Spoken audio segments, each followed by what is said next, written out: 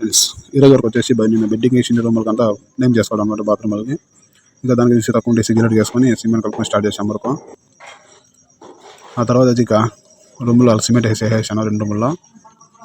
ఆ తర్వాత మళ్ళీ వంట వేసి ఉండేది వంట కూడా రెడీ చేసుకున్నా. ఆ తర్వాత వచ్చి బాత్రూంలో మొత్తం వేసేసా వండు. మళ్ళీ వచ్చి ఇంకొక రూమ్ ఉండేది దీనికి వేసుకోవాలి. ఇక వంట స్టార్ట్ చేసుకున్నా. దానికి